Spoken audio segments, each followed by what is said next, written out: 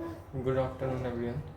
Today we are going to start our new topic, that is respiratory volumes and capacities.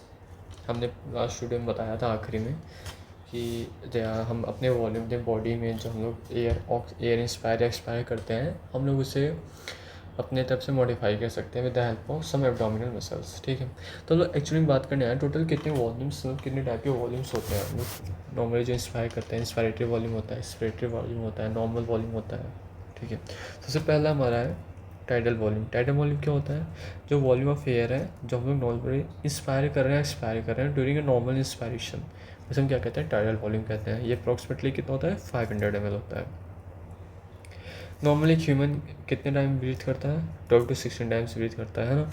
अब volume कितना है? 500 ml. ये normal tidal volume है. तो इसको मल्टीप्लाई करते हैं तो हमारा एक नॉर्मल वॉल्यूम आता है, डैट इज़ रेस्पिरेटरी वॉल्यूम कितना आती है हमारी? 6000 to 8000 ml पर मिनट हम लोग 1 मिनट के अंदर इंस्पायर करते हैं एक्सपायर करते हैं नॉर्मली. ठीक है, एज ए रेस्ट पे अगर बैठा है इंसान तब. नो, इंस्पायरेटरी रिजर्व वॉल्यूम क्या होता है? वॉल्यूम ऑफ एयर जो कैन इंस्पायर हो सकता है बाय ए फोर्सफुल इंस्पायरेशन. मतलब कि हम लोग फोर्सफुली कितना ज़्यादा एयर इंस्पायर कर सकते हैं, उसे हम क्या कहते हैं? Inspiratory reserve volume. कितना होता है ये? एवरेज 2500 to 3000 ml तक होता है. एक्सपिरेटरी रिजर्व वॉल्यूम क्या होता है? एक पर्सन जो volume of air forcefully expire कर सकता है उसी को एक्सपिरेटरी रिजर्व वॉल्यूम कहते हैं. ये कितना होता है? 1000 to 1100 ml होता है. रेसिडुअल वॉल्यूम क्या होता है? ये वॉल्यूम ऑफ एयर है जो कि लंग्स में बचा रह जाता है आफ्टर फोर्सफुल एक्सपिरेशन. मतलब कि हमने फोर्सफुली जितना एक्सपायर कर दिया, सांस निकाल दिया, तो जो अमाउंट ऑफ एयर प्रेजेंट है हमारी बॉडी के अंदर या लंग्स के अंदर, सॉरी बॉडी नहीं, लंग्स के अंदर जो अमाउंट ऑफ एयर प्रेजेंट है after forceful expiration, it is known as residual volume. ये कितना होता है? एवरेज 1100 to 1200 ml तक होता है. और ख़ास बात क्या है इसकी? ये मेजर नहीं किया जाता. स्पायरोमीटर एक इंस्ट्रूमेंट होता है जो मैं प्रीवियस वीडियो में बताया था आपको. स्पायरोमीटर से रेसिडुअल वॉल्यूम मेजर नहीं कर सकते हम. ठीक है, अब हमारा वॉल्यूम ओवर हो गया. अब आता है कैपेसिटीज़ क्या होती है. देखिए, अगर टाइटल वॉल्यूम की अगर आपको वैल्यू याद है तो इंस्पिरेटरी कैपेसिटीज़ के वॉल्यूम आपको याद करने की कोई आवश्यकता नहीं, वो अपने आप याद हो जाता है. बस आपको वॉल्यूम्स के वैल्यूज़ याद होने चाहिए. ठीक है, हम आते हैं कैपेसिटीज़ पे. ठीक है, इतना कुछ लिखा है, इसमें कुछ ध्यान नहीं देना, बस आपको याद रखना, नाम कॉमन सेंस से याद हो जाता है. इंस्पिरेटरी कैपेसिटी क्या है? कुछ नहीं, just title volume plus inspiratory reserve volume को ऐड कर दीजिए. क्या होता है? नॉर्मल एक्सपिरेशन के बाद और कितना हम लोग टोटल वॉल्यूम ऑफ एयर एक पर्सन कैन इंस्पायर कर सकता है.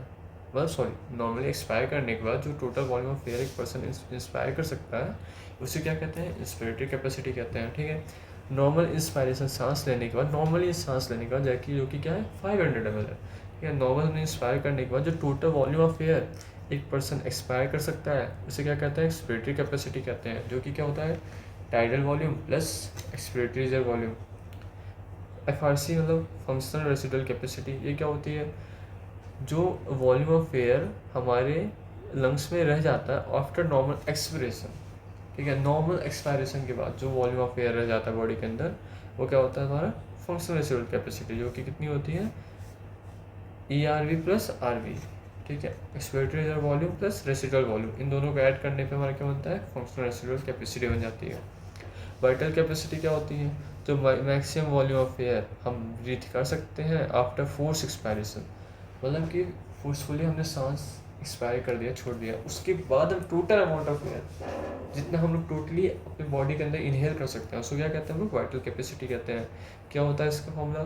Tidal volume plus inspiratory reserve volume plus expiratory reserve volume. Total lung capacity क्या होती है?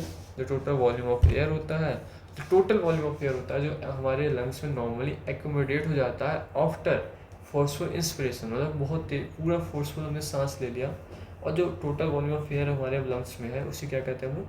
टोटल लंग कैपेसिटी कहते हैं. इसमें क्या होता है? जस्ट सम कर दो चारों वॉल्यूम हम तुमने पढ़ा है उसी को हम लोग सम कर देते हैं. ठीक है, कभी कभी क्या होता है ना कि इसमें थोड़ा MCQ में क्या होता है या स्टेटमेंट वाइज क्वेश्चन में क्या होता है, ये टाइटल वॉल्यूम या इंस्पिरेटरी रिजर्व वॉल्यूम को इसको बोल देते हैं इंस्पिरेटरी कैपेसिटीज़ बोल देते हैं. या फिर कभी कभी title volume plus expiratory reserve volume को हम लोग क्या बोल देते हैं यहाँ पे? Expiratory capacity. ऐसा करके आ जाता है. या कभी कभी क्या होता है? एक्सपिरेटरी रिजर्व वॉल्यूम को plus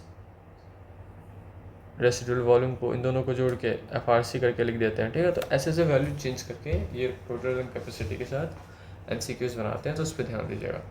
thank you so much.